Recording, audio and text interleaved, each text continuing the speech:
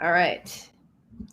All right. Hey, guys, welcome back to my channel. Today, we have a very special episode where we will be discussing the future of the Marvel Cinematic Universe and the DCU. But first, as always, please don't forget to like this channel, wow, totally blew that.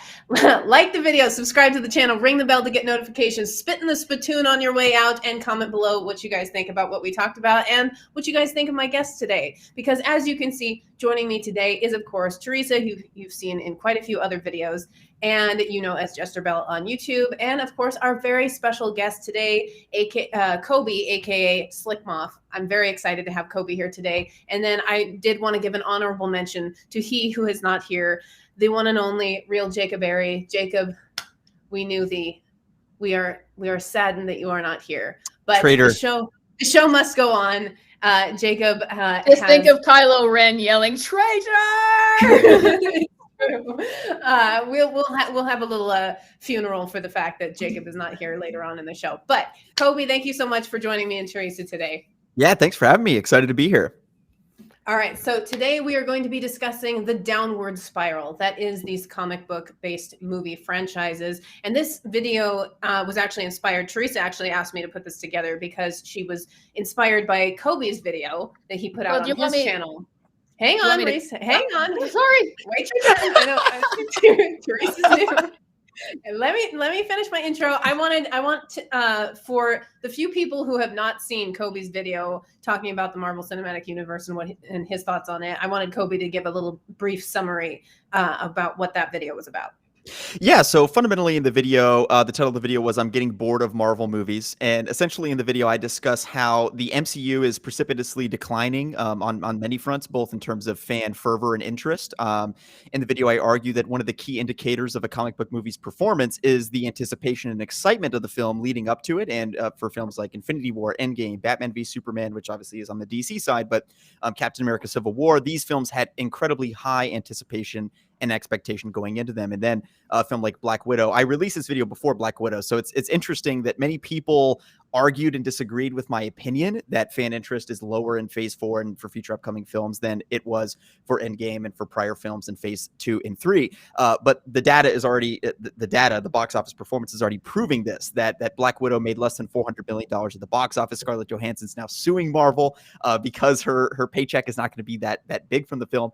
So I think that not to toot my own horn, but I think the things I discussed are already coming true. Like fan interest in Phase 4 is objectively lower. Now, this is not to disparage what they're doing on the television side, which has some strong suits and some weaknesses, but Loki and Winter Soldier some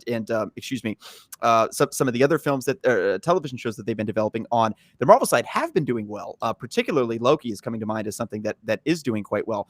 I think even the Falcon and Captain America show, it performed quite well, and many fans enjoyed it. But I do think that just on the film side, there are going to run into some challenges. I don't see a lot of people that are incredibly excited to see the third Ant-Man and the Wasp movie. I'm not seeing a lot of people that are just clamoring to see Shang-Chi. And they're going to have to seriously address this if they want to continue the hype and legacy of this franchise and can keep the franchise from growing rather than declining.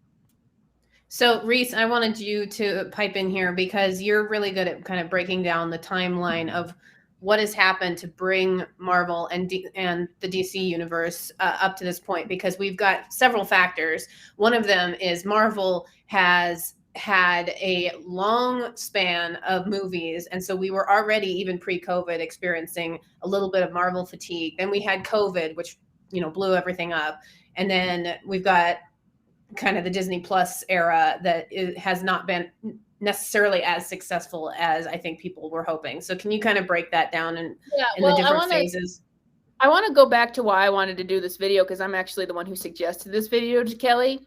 I was thinking about doing my own video talking about the kind of Marvel, I'll just say Marvel fatigue just because that's easy to just describe it.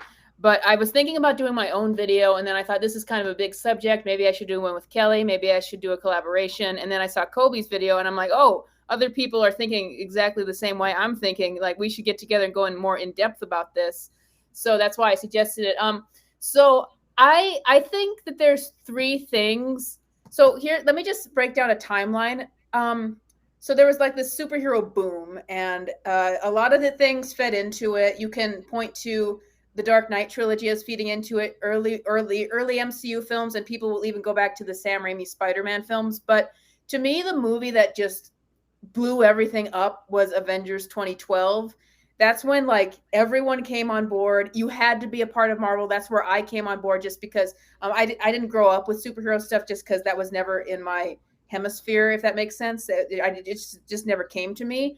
Like that's when it got to me, because it was everywhere and you had to watch Marvel, and everyone was so hyped, and that fed into the X-Men and DC for a while, and so many superhero things that people didn't care about before, because they're like, wow, this is what a superhero movie can be. Like these are we have to watch everything. There was like this mania where you had to watch everything. You had to see the next movie, even if it was good or bad. I think Kobe said in his video, like 2016 was kind of the height of that, where regardless if a movie turned out, that was when everyone was like super invested in everything that was coming out, and there were just so many movies. But like I said, it all really started with the Avengers 2012 and people getting into those 6 characters. And I think gradually people just came back down to earth a little bit, because not every Marvel movie was Avengers 2012. We got to see a lot of the DC films did not live up to expectations like people were hoping. A lot of the X-Men films didn't live up to those expectations. And I mean, when 2012 hit, after that, there was like everything had to be like the Avengers. Everything did. But so yeah, I think just gradually people's I'm just speaking for myself as someone who went through this, expectations were lowered. No, not everything's going to be as good as Avengers 2012. Not every Marvel movie is going to be that good.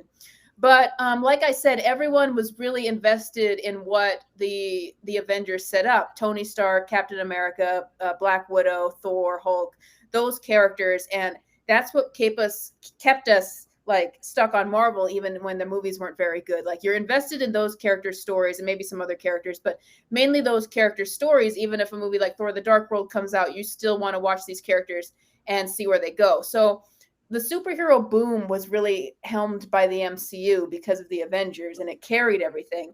Now, here's what I think: 3 things happened. I've mentioned that people saw that not every film was going to be that great, even if they were still invested in Marvel. But number 1, we had Endgame, and that was really the end of the Avengers saga, the original characters that just exploded and we came to care about. That was the end. And everybody, I know people, diehard fans who are still waiting for the next thing, but I know a lot of people who like the Marvel fan base of people who are watching is huge. A lot of people just felt kind of winded after that. Like, we've gotten all these stories with the characters. We finished it. We got the Infinity Saga. Are we just going to go and start another one? So there's Endgame ending the original stories that we cared about, and people feeling kind of winded from that. And then there's COVID coming along and shutting everything down like forcefully. And a lot of people aren't paying attention to these movies like they used to be. I think Black Widow still would have done a lot better. Obviously it would have, but a lot of people just aren't paying attention to these movies. And then I had one more point and I just forgot about it. And but mainly I would just say 3 things: people seeing that the movies aren't going to be as great as they thought it was going to be, the original characters that they latched onto moving away, and a coronavirus coming and just shutting it down. There's the last thing. It's just I don't think that Marvel necessarily has so it's just weird, because earlier this year, WandaVision, I thought this was the most amazing thing ever, and like Marvel could do no wrong. Then the ending was kind of disappointed. Falcon and Winter Soldier, I was disappointed by some of the character work, like the 180 they did for some of the characters in that. And then Loki is very divisive. Like, some people love Loki, some people hate Loki. Like, I thought I did a generally negative review because of things I found there, but I definitely understand why people like Loki. Those shows are supposedly doing like WandaVision and Loki, I know, did really well. I heard Falcon Winter Soldier went through like a dip, but those are generally doing well.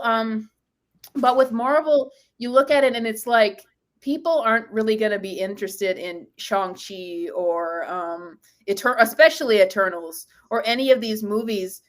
First of all, because they don't really have any comic book fan base to try to kind of get them like even just a minuscule amount of hype, because comic book fans can kind of do that. Well, they talk something up, and then casuals will go, oh, I got to check that out. They don't have that. And then we don't really have a movie. We don't have a movie that comic book fans are really excited for. And we don't have characters left in the Marvel universe that, you know, it's not like the original 6 Avengers where, even though I like Scarlet Witch and Doctor Strange and all those characters, people aren't nearly invested in those. They were side characters. They're not nearly as invested in them as they were like Tony Stark. So, all right, I'm gonna go on for like an hour about this. Yeah, I know you're good. I'm gonna cut you off there, and I want to see if Kobe has any responses to some of the things that you've said before we move on to the next part of the topic. Oh, no, I agree with everything that she said. I think that it is self-evidently true that the MCU is in this place for a number of reasons. I think the least of which, COVID, frankly. I think that a lot of people are rushing to the aid of Black Widow and saying, oh, yeah, it did poorly at the box office, but it's only because people are scared of the Delta variant and COVID. And it's like, but that's just not true, though. Like Fast and Furious did much better. It still didn't make $1 billion. So there's something to be said of that. There is that factor to some extent. But not only that, this film is also available to be streamed on Disney Plus, and it still is not getting traction. It's still not getting excitement online. And it's because, one, it's a film that nobody really asked for. And secondly, it's not a film that was particularly good. So combining both of those factors, it makes it such that the anticipation for the film is relatively low. And the other problem is that there's nothing on the horizon that fans can look forward to. And to your point, regarding Scarlet Witch and Doctor Strange, they're very cool characters. They're B-list characters, B to C-list characters, but they can't carry a film. They're not Spider-Man. They're not Doctor Strange. They're not Doctor Strange. Doctor Strange, I just said, is the C-list character. They're not Captain America. And that's going to create a number of problems for this franchise because they're no longer leveraging the people that we really want to see. And they're rather forcing us and asking us to pay the same amount of money and have the same level of enthusiasm for characters that we're not as passionate in. So there are either two choices. One, they either build up the C-list characters to become A-list, which is almost impossible to do. Yes, they did it with Iron Man, but it took a decade and it was a tumultuous path to get to that point. That's really their only option, and I don't see that happening with many of these characters.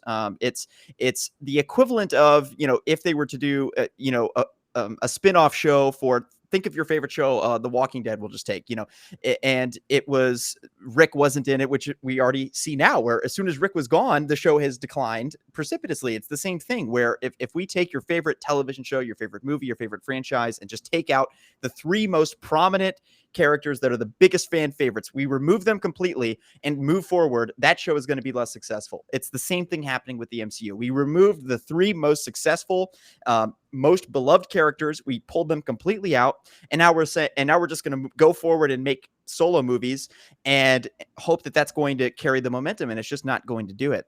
And to your point also regarding other characters that should be implemented, and the fact that many of these characters don't have avid comic book fan favorites, they're not avid comic book fan favorites, that is certainly true. To the contrary, we have the Punisher or Daredevil or these other characters that do have hardcore avid followings. Like myself, for instance, I'm a hardcore Punisher fan. I have many Punisher comics. I don't for Shang-Chi or Ant-Man. I will be the first to admit I do not own any Ant-Man comics, and I'm not embarrassed of that fact. But I do have a bunch of Punisher comics because he's a fan favorite character, right? So even though he's not A-list, he at least is a fan favorite. He at least has that hardcore following, and they've already done a television show for him, but they're going to need to do something to get excitement going on the cinematic side, on the MCU side, because they're really lacking in terms of fan anticipation and excitement with this franchise. So we've kind of hit on the answer to this question, but I want to just kind of toss it out there officially. What is the fundamental problem, or where did Marvel go wrong that kind of caused this? I mean, obviously there's a lot of external factors that have fed into it, but is there a specific thing that Marvel has done that kind of fed into, or perhaps was the external factors were kind of the catalyst that caused this whole thing to blow up? That it's kind of like what you guys are saying. They banked on the love for these previous characters to carry them through the last decade. Now they've kind of pulled the rug out from under that. Is that what the fundamental error is? I'm going to toss that to Kobe first. I think that that's half of it. The other half is that the model of Marvel movies is becoming tired and exhausting. We see this that the films in the MCU that deviate from the formula, for instance, Infinity War, Endgame, they deviate from the sort of tired 3-act story structure for superhero films. And not that it's bad. We've just seen a lot of it. And also, I think, frankly, every film thematically feels exactly the same. It has the same amounts of comedy, the same type of comedy. It's not very varied in that sense. And I think that there are a number of factors creatively that I think they need a creative renaissance on the Marvel films. And to my point that I was just saying, when they did Winter Soldier, one of the things that was a big allure to that film is that it was so different from the other movies. And whenever we see this happen, when they do a movie that's different from other films in the franchise, we see that that is successful. And frankly, the MCU needs its Dark Knight, for lack of a better phrase. They need something that is a bit heftier, a bit more impactful.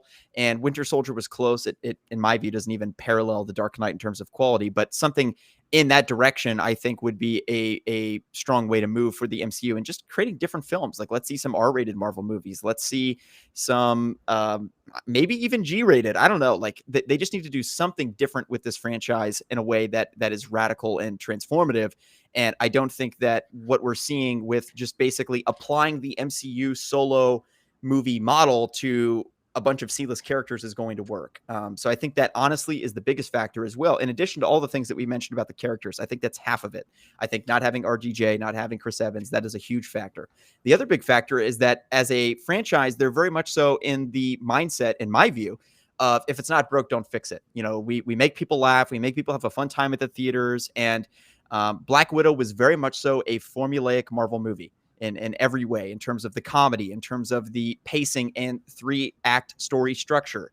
Everything felt tired. Everything felt the same. And it felt like I'd seen this movie 15 times.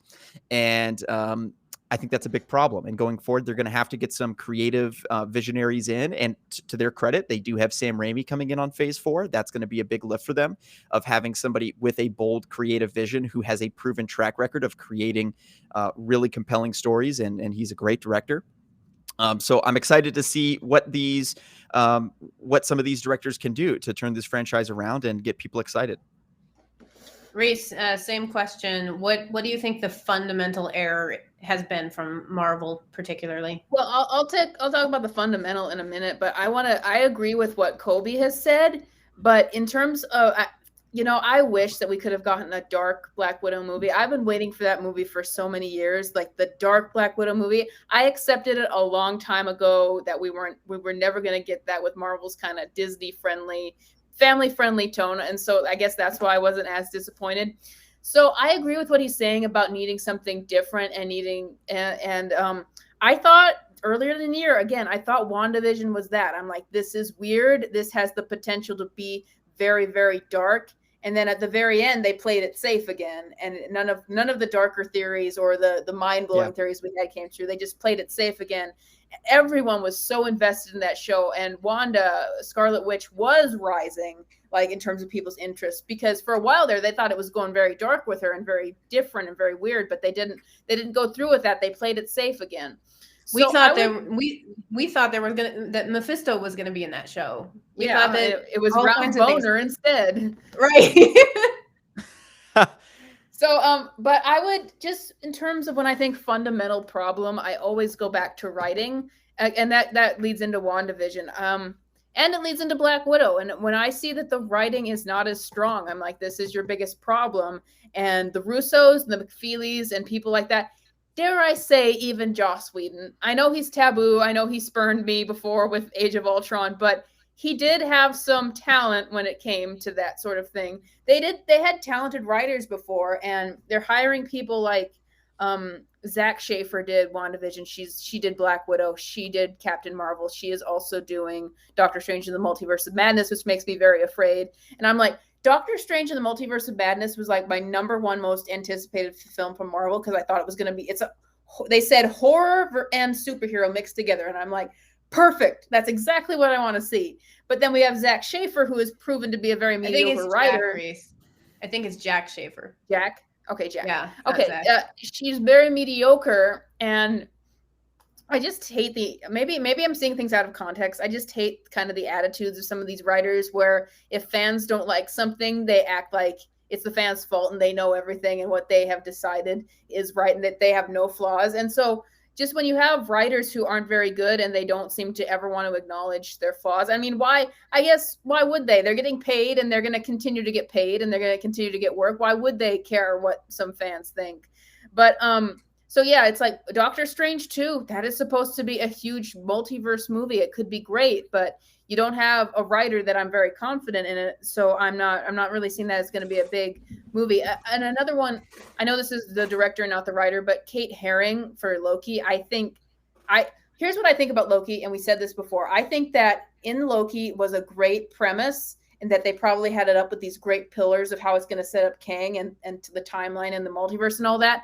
I think Kate Herring was the absolute worst choice for that show. She's like, what she knows, she did. Her big credit is she did the show Sex Education on Netflix. That's her forte. That's what she knows. She has it in her bio that she makes great genital jokes. I'm like, you don't get this person to do Loki. And we heard behind the scenes like this scandal that her and her team wanted to do like this montage where Loki has bisexual and alien sex.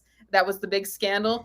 And then the show is about this weird Tumblrized romance between Loki and Sylvie, who's supposed to be Loki, but she's Lady Loki, but she's not. They're not really their characters. I'm like, I know you probably got these people because you want a female director and that Disney is really pushing that right now, but this is what happens. And I'm fine with female directors coming in and doing these things, but when you're just going to someone just because they're a female and not because you could find someone who really has the skill to handle this show, it's gonna not work out like that. So I see like everything Kobe said, and also I just see like they don't have the Russos, they don't have, dare I say, the unspeakable name of Joss Whedon. They don't have a lot of the people who were really good at this that they used to have, and that's what they don't seem. I said it when we watched Falcon Winter Soldier with Falcon's characterization. I don't think that those people had watched a single movie with him before, with how he talked about Cap in that show. And I'm like, I don't think that these are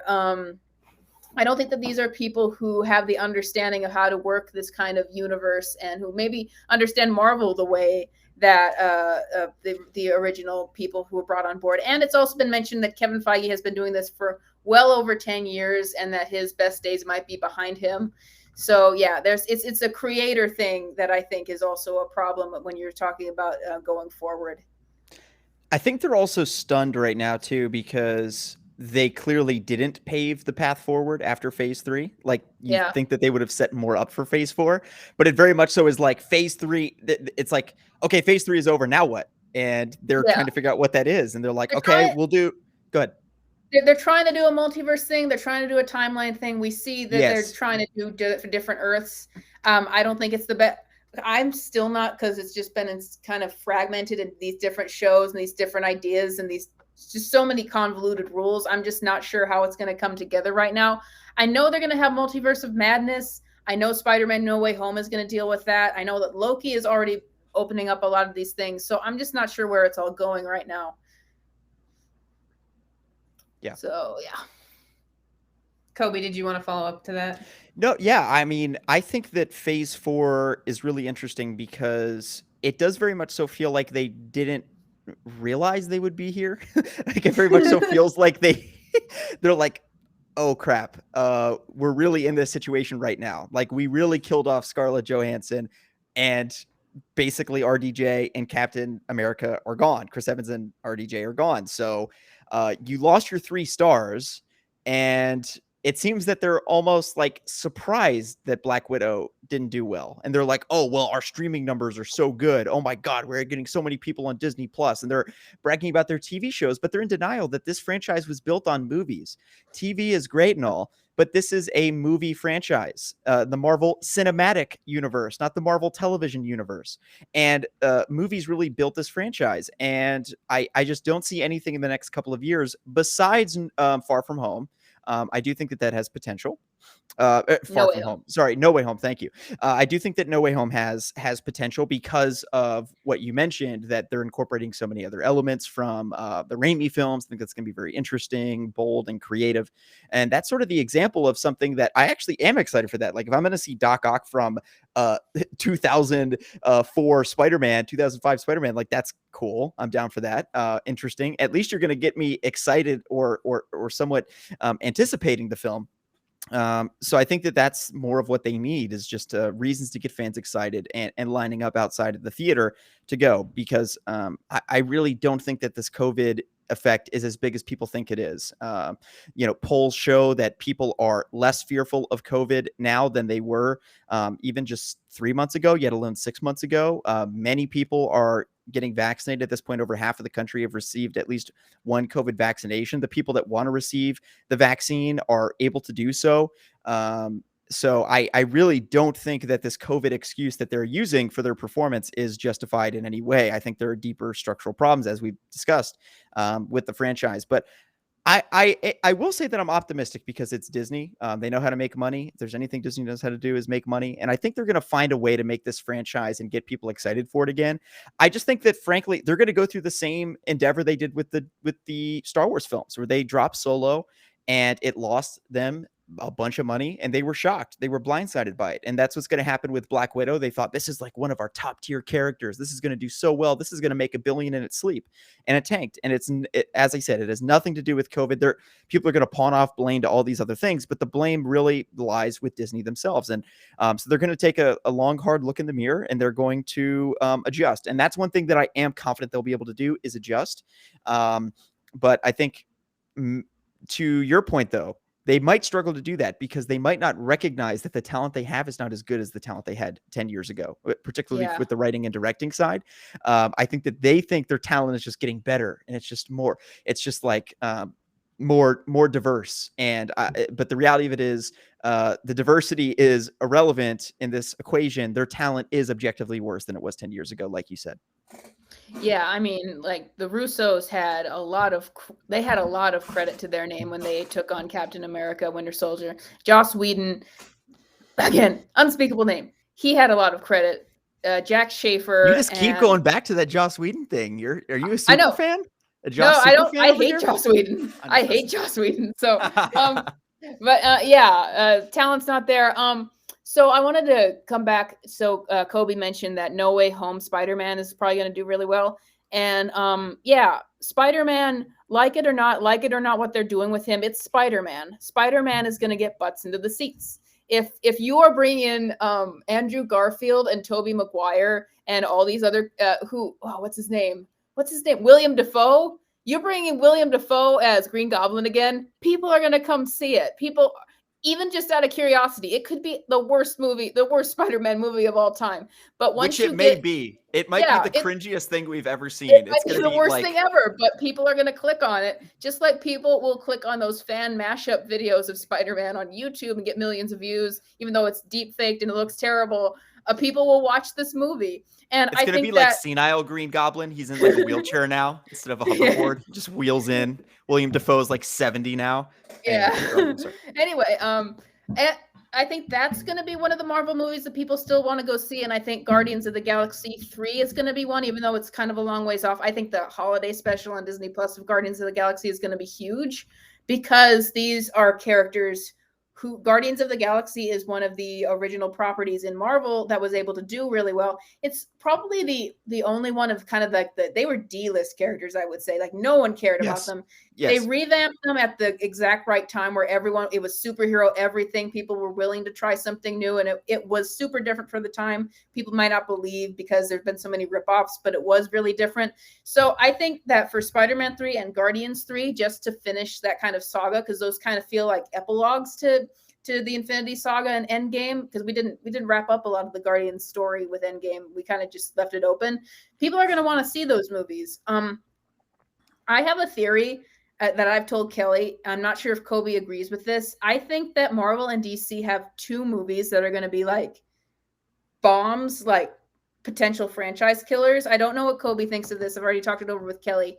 For DC, I think it's going to be the Flash movie, because the more I read about that, that DC already has like this undefined, confusing universe. They'll do something right, like Wonder Woman. They'll mess it up with Wonder Woman 1984. Aquaman did well. Now we have the Amber Heard situation, which I know they say they don't care about that. It really doesn't make me want to go see that sequel. They do something right, they mess it up. They have this really confusing sequel where they're doing a Suicide Squad movie. Well, it's a sequel, but it's not a sequel. We want you to think it's a sequel because the first one did well at the box office, but we don't want you to think it's a sequel because everyone hated that movie anyway. So they've got this really weird universe, and now they're doing a Flash movie, and they say that this is going to be like their Doctor Strange 2, their big multiversal film, their No Way Home, that brings in like Michael Keaton Batman and like Supergirl from some different universe, even though they've really kind of screwed over Henry Cavill just so much. I don't know, is this Supergirl supposed to be the daughter of Superman and Lois, or is it supposed to be Kara? I'm not sure, but they've got so many cast members coming in, so many characters, so many moving parts. With Ezra Miller's Flash, who I would say most people do not like Ezra Miller's Flash. I don't know about Kobe. I don't know what he sees in his circle. Most people really think he's really annoying. Is that so? You've got Ezra Miller's Flash movie that's trying to do a multiversal movie, a complex multiversal movie with all these different characters. When you have 10 years of what I would say, Mahler said this on his show, it's a zombie franchise that they could never get off the ground and they could never make sense in the first place. And it's even worse, like they rushed into Batman versus Superman, they rushed into Justice League without properly building up their universe. And this is one trying to do on the scale of what Marvel's doing with their multiverse and not having any of the work put in. And I just see, it just sounds like a complete cluster. I think it's going to be another train wreck. For Marvel, the train wreck for them that I see, like, I just think the problem with Shang-Chi and Eternals is people aren't going to care. I think Thor, Love and Thunder, I don't know what Kobe thinks of this. I think Thor, Love and Thunder is going to be the train wreck. And the reason why is here is another Marvel character, a bit similar to Black Widow. They didn't end Thor's story. They kind of did. They gave him an arc with Ragnarok. They kind of made his character into a joke. They made fun of him, the butt of jokes in Endgame. So they're trying to extend him again with this movie. And here, Ragnarok, I thought I was going to hate. And it was kind of just them taking a risk, just enough of a risk to try to reinvigorate the Thor franchise because people weren't really caring about what they were putting out. So they went just far enough. So Thor was still a hero in that movie, and he was still doing heroic things, and he was outsmarting Loki. He was still Thor, and he was still himself in Infinity War. And they went just far enough with Taika Waititi, but just held it back enough, so that really worked. Endgame, they made him really a joke, and I think that in Thor, Love and Thunder, it just sounds like an amalgamation of everything that's going wrong with Marvel. Like I'm sure they're going to make him a joke again. I'm sure that they're going to do the politics thing we saw in Falcon Winter Soldier, that they will take politics that far with Jane Foster taking over the mantle of Thor. I think they're really going to just, trash his character with that movie. And a big problem I'm seeing the Wonder Woman 1984 problem where people didn't know if Wonder Woman, the first one, was going to do well. They did it. It did well. They gave the director all the power, and then when she shouldn't have had it, and she just messed up Wonder Woman 1984. That's what I'm seeing with Taika Waititi. He has a very extreme, very, I don't care what anybody else thinks, maybe even inappropriate style. Everything I read about this film, he's just going overboard, and I'm just reading things like, that's not going to work. That's way too far. That this isn't Marvel. And recently there was a bit of a scandal that he was caught with his girlfriend and Tessa Thompson making out, and it was really scandalous. And Disney was supposedly upset because they're like, we don't want our family-friendly brand to be tainted by our director.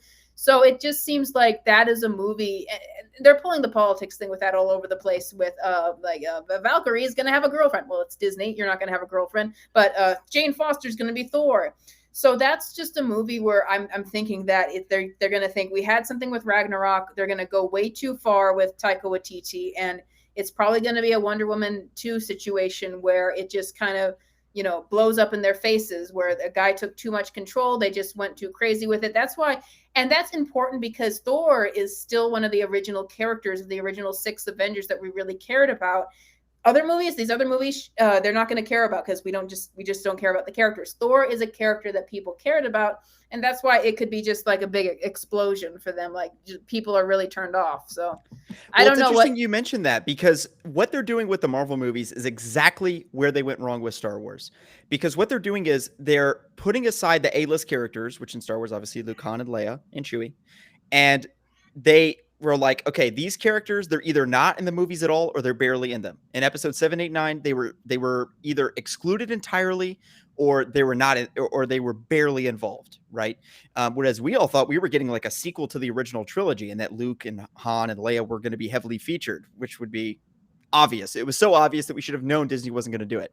But that's what they should have done. They didn't do it. They're doing the exact same thing in Marvel now. Is they're trying to like create the new generation of Marvel. They're like the new legacy, and it's going to backfire. And that's what they're doing. Is they're doing exactly the same thing that they did with Star Wars. They're pushing Doctor Strange and Ant-Man and Black Panther much in the same way that they pushed Rey and Finn and Poe, and it just didn't work. It's not, and this isn't going to work out either.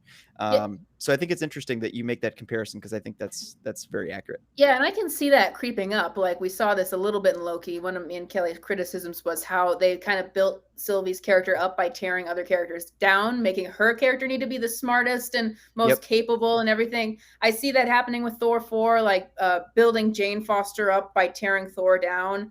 And definitely. We could potentially get that. I think that they did. They kind of backtracked on it with Falcon and Winter Soldier, but they really tore down Captain America's character, and that just like referencing that maybe he wasn't what anybody thought he was.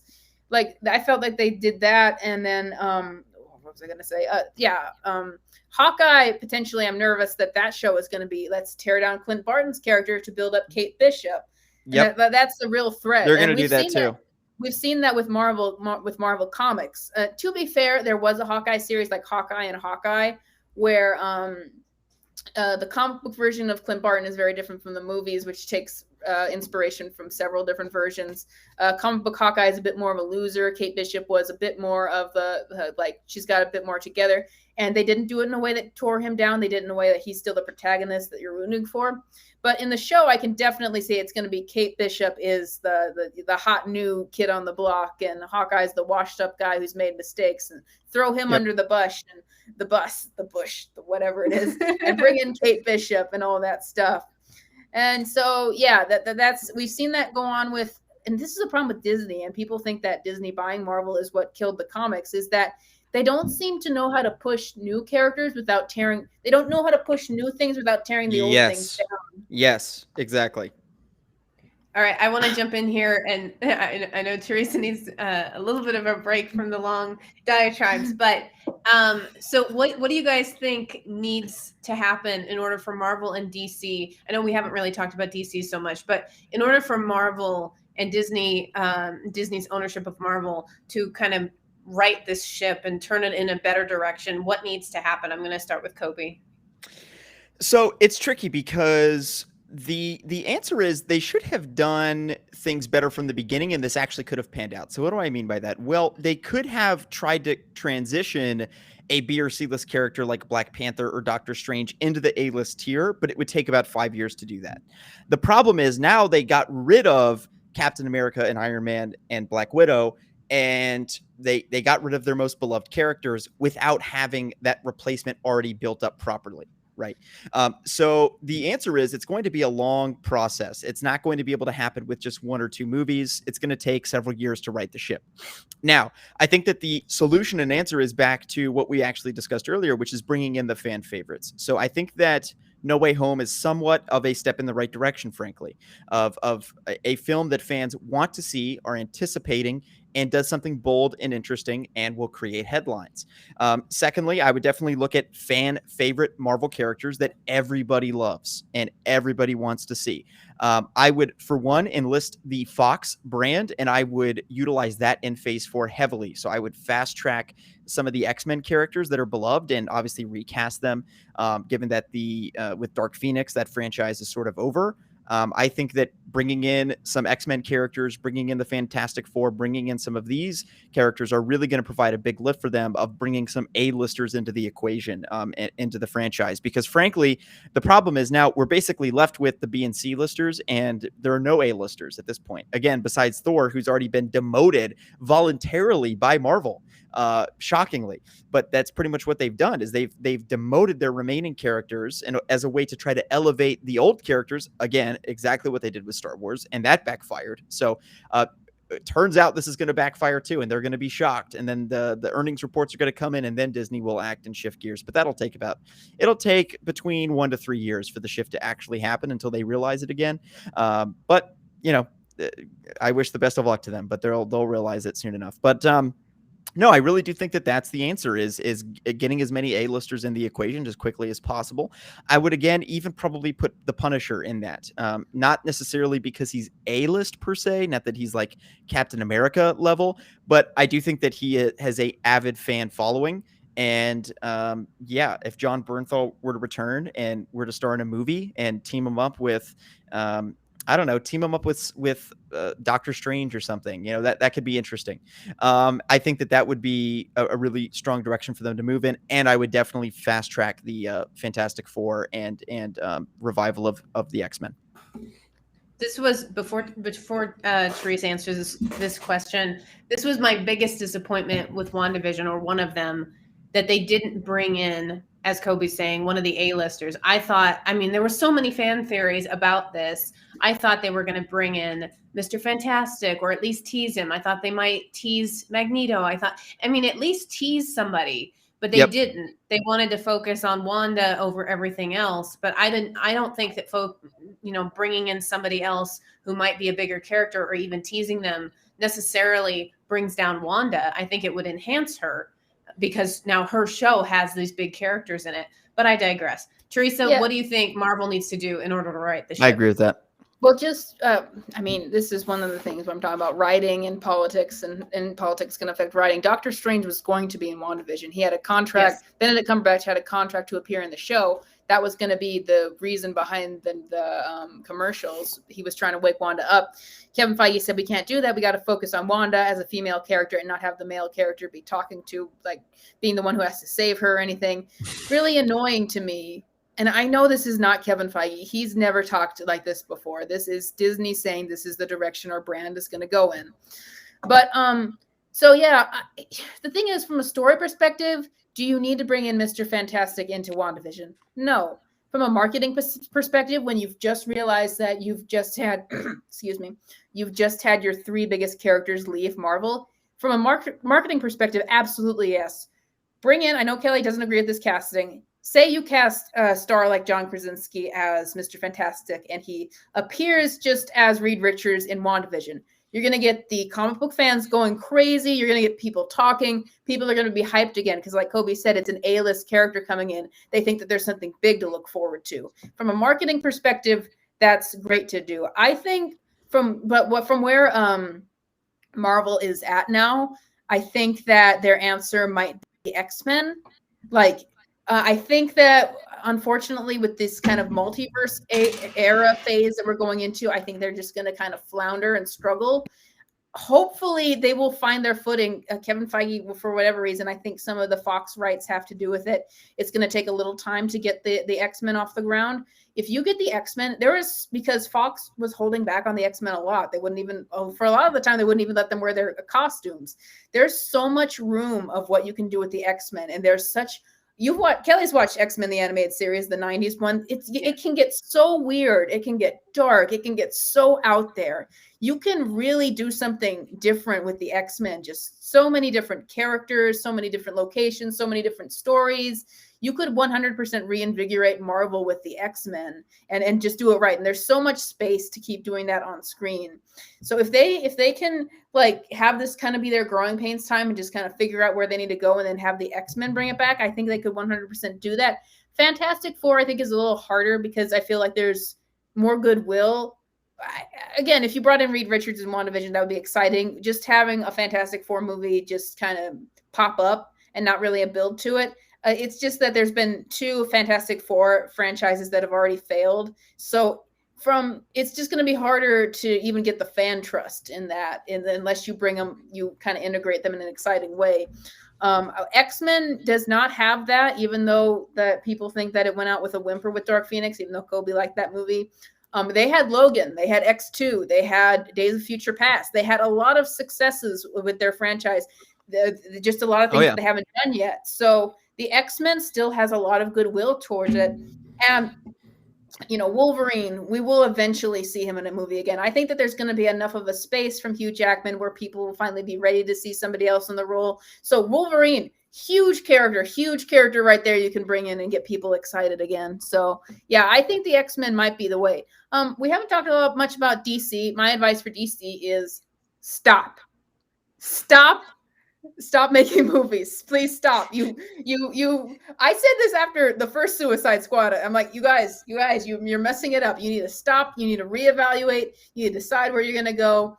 And they've never stopped. And it seems they get like a movie that's pretty good, like Shazam, and then they'll just kind of fall off and fall. They're kind of like a ball, like this big rock, and it keeps like falling down a hill and getting chunks torn. It's still rolling, but chunks keep falling off of it, and it gets smaller and smaller unless people are interested. So yeah, DC, they need executives over there that actually understand the material. I don't think that they don't have their Kevin Feige. They don't have someone who really understands where to go. They're just desperately trying to compete with Marvel. It'll be interesting how they react if Marvel starts fading out a little bit, because Marvel's carrying all this. Will WB DC executives feel the need to churn out so much DC content if they don't have to compete with Marvel? Are they going to slow down on that at all? I'm curious. I'd like to hear from Kobe what he thinks about the future of DC as well. I think that the future of DC is fairly bright. I think they're going to have some obstacles and challenges, but I broadly agree with everything that you said. I think that, quite frankly, DC is going to have their moment in the next decade. Like the past decade was dominated by Marvel. I think that the next decade is going to be dominated by DC, starting in early 2022 with a Batman solo movie that's going to have a lot of anticipation and hype around it. That already is much more anticipated and will generate much more excitement than any Marvel movie coming in the next 3 to 4 years, aside from perhaps Spider-Man. You could make a strong case for Spider-Man, but otherwise, this film is going to be highly anticipated. I think even the Suicide Squad, Harley Quinn, Margot Robbie's Harley Quinn is highly revered, and a lot of people want to see this interpretation of the character, regardless of what some people on the call think about Margot Robbie as Harley Quinn. But a lot of people want to see her. And I think that this franchise has a bright future ahead of it. I do think that they're going to run into some challenges. Like you said, they tried to have Jeff Johns sort of fill the role as the guiding force of someone that does know about DC Comics. That didn't work out very well. Of course, he was a producer on Green Lantern, and also sort of was heavily involved in the DCEU movies. And those had many obstacles and challenges as well. I think that he wasn't very assertive, frankly. A lot of what Zack Snyder was trying to do was sort of antithetical to the comic book franchise. And it was interesting that Jeff Johns, who was such a allegedly like big comic book guy, same as Zack Snyder, he claims to be, even though he's not, but I won't get into that. But a lot of people claim that they're like huge comic book nerds and fans. And then all they try to do in the movies is just subvert expectations and do a 180 opposite of what these characters are in the comics, which I find interesting. And of course, many people argue, well, that's the whole point of comic book movies, is to get something different than what we see in the comics. I don't think that the characters should be polar opposites of what they are in the comic books. I think they should be broadly the same, and we should just be telling different stories with the same characters. But for whatever reason, people feel inclined to be like, okay, Batman, his rule is don't kill. Let's have him be a mass murderer in our franchise. That'll be cool. Everybody will love that. So, Batman is like mowing people down, blowing people up outside of buildings with like a strafing run, air bombing people like he's in the Air Force or something. It's just like, what is this? Like, this doesn't happen in the comic books. This doesn't happen in the video games. This doesn't happen in the animated series. Like, you're just making this up. This is just weird. So I think that in the next 10 years, the fundamental key is, if they rely upon the DC Comics, they will be successful. If they go to Flashpoint, if they do Flashpoint correctly, they reboot the universe, and they build upon the franchise that the comic books has built over the last several decades, and incorporate some elements that have worked from the Arkham video games and the animated series, and they just build off of that and tell their own stories. I'm not saying they just turn the animated series into a film, but what I'm saying is they need to borrow from what people like about these characters rather than just subverting expectations and being edgy for the sake of being edgy, which is what the DC universe has been doing for the last 5 years. And even though I like it, I like BVS, I like, I like Man of Steel. They're very dense and very depressing and just kind of weird, frankly, in many cases.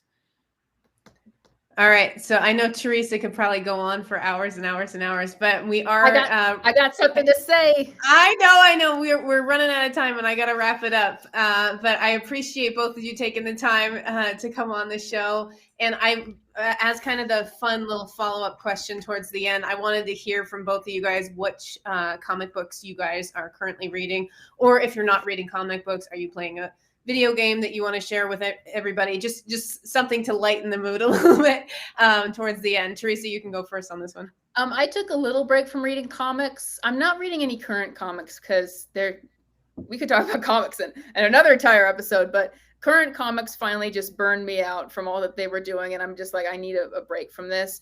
I do have some comics in my library I haven't finished. I want to finish reading Gail Simone's Birds of Prey. So I think that's the main one. It's very good. That's the main one on my list that I want to finish. Video game, yeah, I think that's the main thing I got to finish right now. I've been busy with my job and my short films and my YouTube channel. So yeah, I think that the one that's on the top of my mind that I have to read is Gail Simone's Birds of Prey. Kobe, what do you got on your list?